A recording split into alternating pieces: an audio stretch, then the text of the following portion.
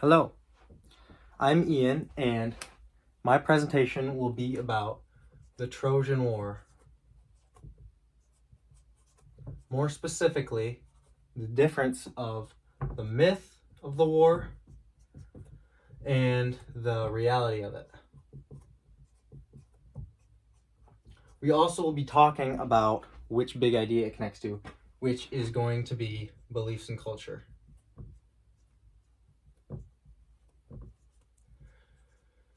So the sources I'll be using for the myth, are primary sources, and they are poems from the poets Homer and Virgil. And the first one is the Iliad, and the second is the Aeneid, and this one's by Virgil. So these poems depict the story of the Trojan War, and we'll just get right into it. So we can also see how it connects to beliefs and culture, because the Greeks were polytheistic, and that is where the myth really comes from, the gods. So polytheism is the belief in many gods, and they are given human characteristics like jealousy and anger toward each other. So they fight a lot, and so one day 3 goddesses are fighting over who's the prettiest. Anyway, Paris somehow gets appointed judge over this, and he is the Prince of Troy. And he picks Aphrodite, not because she is the prettiest, but she offers him the hand of the most beautiful woman in the world. And this woman's name is Helen. But Helen is the wife of the king of Mycenae, which is a bit of a problem for Paris. Yeah.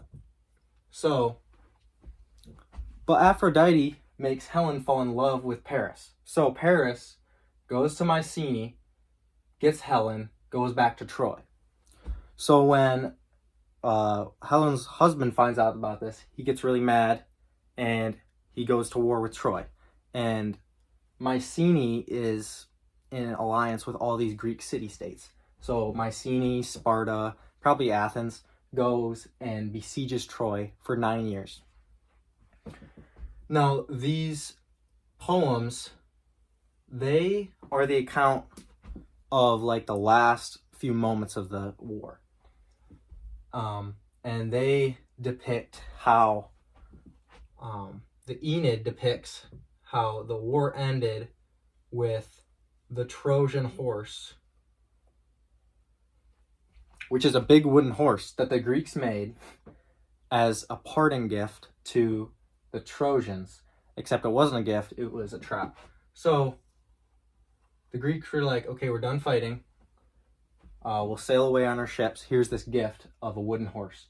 Now, there were Greek fighters in the horse. So when the Trojans wheeled it inside the city, they came out and destroyed the city and opened the gates to the Greeks that were outside the city. And that's how it was destroyed. So that's the myth. The reality is honestly much different, and it's kind of disappointing. So I got my source from a site about the excavation of the city of Troy.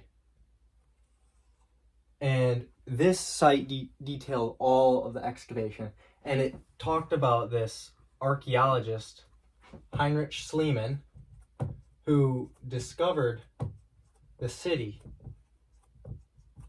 and he dug it up to find out if the myth actually happened.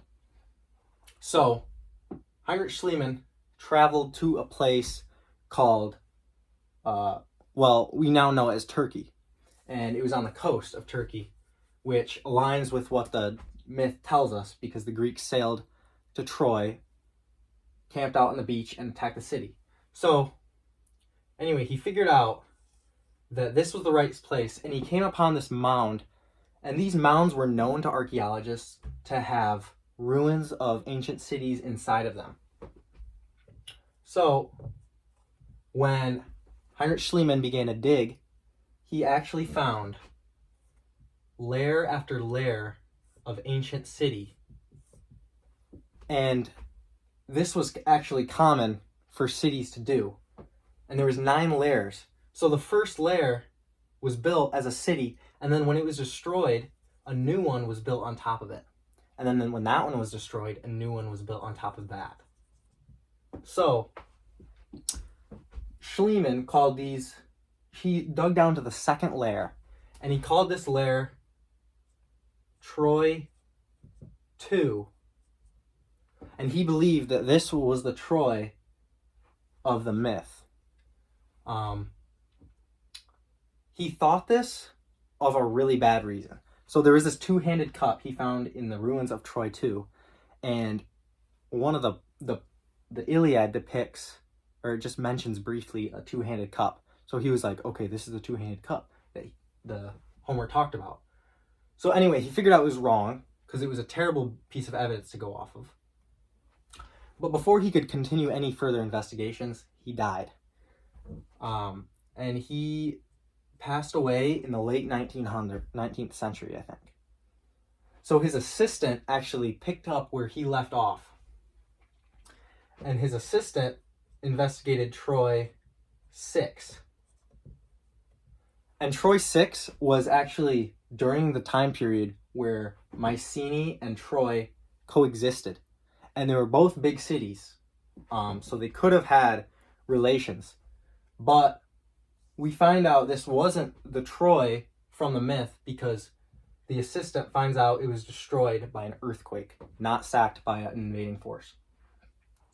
Next was Troy 7 that he looked at. Now, Troy 7 was actually invaded and destroyed by an attacking force. But the ceramics found in this lair were not ever found in the palaces of Mycenae. And when an invading force attacks a city and destroys it, it always takes stuff from that city back home as a spoil of war. And there were none of these spoils of war in Mycenae about Troy, for Troy 6 or 7. Troy 6 and 7. So these two were during the right time period. But it was obvious that Mycenae didn't have any connection with these ones. And this was just a far shot. Like, Heinrich was just wrong. Anyway, this shows us that it wasn't a real event. It shows us that these two cities coexisted at the same time and could have had military contact, but they didn't. So, I mean, for me, it was kind of a disappointment to learn about this. Because I actually had believed this was a real conflict. Obviously, I didn't believe about the gods and stuff, but I thought this conflict actually happened and was exaggerated. But these poets actually made and there were more poets than this. There was a lot of poems written about it. But they made these poems not to inform, but to entertain. And even though this wasn't a true story, it gives us insight to how their culture was in the ancient times. So I don't think it's all useless. So whether or not that's important to you, that's how it is. And this is my topic.